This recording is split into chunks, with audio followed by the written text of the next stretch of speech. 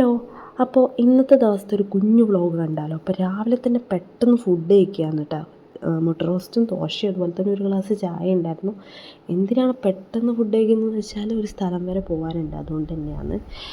അപ്പോൾ ഒരു സ്കൂളിലേക്കാണ് കേട്ടോ പോകുന്നത്. നമ്മൾ കിങ്ങിണി പഠിക്കുന്ന സ്കൂളിലേക്കാണ്. ഇപ്പോൾ അവളുടെ നാടോടിനൃത്തം ഉണ്ട്, ഗ്രൂപ്പ് ഡാൻസ് ഉണ്ടെന്നൊക്കെ പറഞ്ഞിട്ടുണ്ടായിരുന്നു. അപ്പോൾ ഞാനാണ് പറഞ്ഞത് ഞാൻ വരുന്നുണ്ട്, എനിക്കത് കാണാൻ ആഗ്രഹമുണ്ടെന്ന് പറഞ്ഞിട്ട് അങ്ങനെ അൻവിക്കുട്ടിയും കൂട്ടിയിട്ട് ഒരു ഓട്ടോയിൽ പോവാണ്.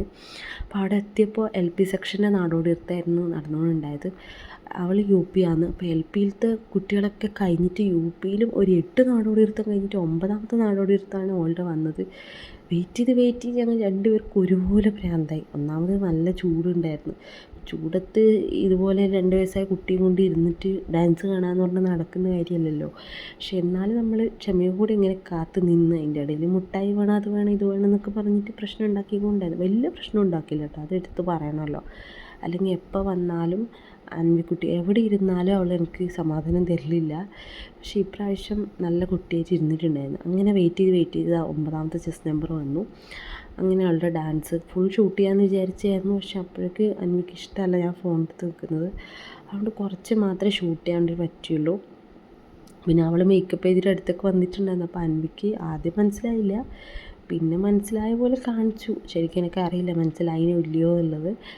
അങ്ങനെ ഇവർക്ക് നാടോടിനൃത്തത്തിന് സെക്കൻഡായിരുന്നു കേട്ടോ കിട്ടിയത്, സെക്കൻഡ് A ഗ്രേഡായിരുന്നു. അങ്ങനെ ഡാൻസൊക്കെ കഴിഞ്ഞാൽ പിന്നെ നമുക്ക് ഫുഡ് അടിയാണല്ലോ. അങ്ങനെ ഫുഡ് ഉണ്ടെന്ന് പറഞ്ഞു അങ്ങോട്ടേക്ക് ഫുഡ് കഴിക്കാൻ പോയി.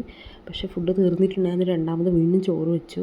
പക്ഷേ ആ ചോറ് ഒട്ടും വെന്തിട്ടില്ലായിരുന്നു, ജസ്റ്റ് അരീൻ്റെ കളർ മാത്രം മാറിയിട്ടുണ്ടായിരുന്നു. നമുക്ക് മിക്സറെല്ലാം കഴിക്കൂലേ, അപ്പോൾ അതുപോലത്തെ ഒരു ഇതായിരുന്നു, തീരെ കൊള്ളൂലായിരുന്നു ഫുഡ്. അങ്ങനെ നമ്മൾ ഫുഡ് കഴിച്ച് പിന്നെ അപ്പോഴേക്കും ഇവൾ കരയാൻ തുടങ്ങി. പിന്നെ ഒരു പഴംപൊരിയൊക്കെ കൊടുത്ത് സെറ്റാക്കി വേഗം ഓട്ടോയാക്കി വീട്ടിലേക്ക് വന്നു. കാരണം അവൾ ഉറങ്ങിയില്ലെങ്കിൽ പിന്നെ ഭയങ്കര വാശിയായിരിക്കും. പിന്നെ രാത്രി കപ്പയും നല്ല അടിപൊളി കാന്താരി ചമ്മന്തി ആയിരുന്നു കേട്ടോ, ഒരു രക്ഷയില്ലാത്ത കാന്താരി ചമ്മന്തി ആയിരുന്നു.